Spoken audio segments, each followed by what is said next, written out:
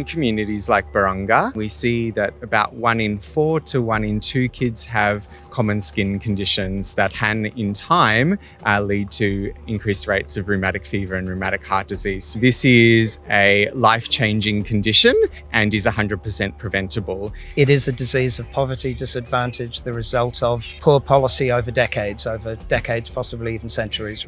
I live with rheumatic heart disease. I was diagnosed when I was 14. I actually had a heart attack. I've had my mitral valve repaired. I actually didn't understand the full extent of my sickness at the time. We didn't know what rheumatic heart disease or ARF was, but I think we should have known about it. It is preventable.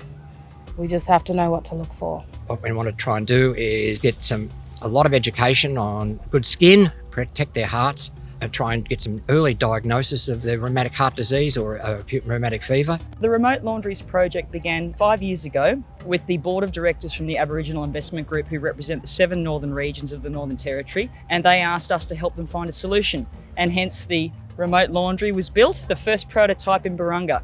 The beauty of the Remote Laundries is in its simplicity. It's 4 washers, 4 dryers, jam-packed into a 20-foot shipping container that provides free washing and drying services for Indigenous people in the communities where we deliver them. There's 4 in operation at the moment, with 5 more in development, and it's a beautiful, simplistic solution to an ongoing issue of scabies presentation. This is a Barunga AIG remote laundries facility. We have hydrogen peroxide, and the loads get a small dose of that, and also both the washers and the dryers have to get up to a certain temperature before the cycles are completed.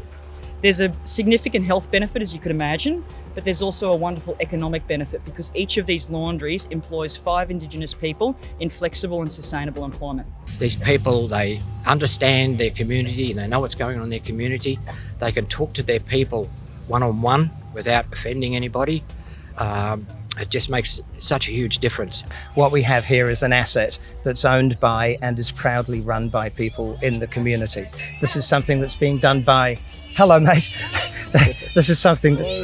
Hello, mate. Hello. There you go. This is something that's being done by the community. I think that's possibly the most important part of it. I think it's pretty cool and I like it. I'd like to see it more everywhere. I think it'll be a really good initiative to start in every remote community to help support the healthy skin. It's reducing skin infections by up to 60%. Unbelievably, for $23 million, we could have one in every community. $23 million would prepare the ground for the complete removal of rheumatic heart disease from the Northern Territory within the next 5 or 6 years. I think that's achievable. By early next decade, we could say we were part of a national effort to remove rheumatic heart disease from these communities once and for all, and we have to do that.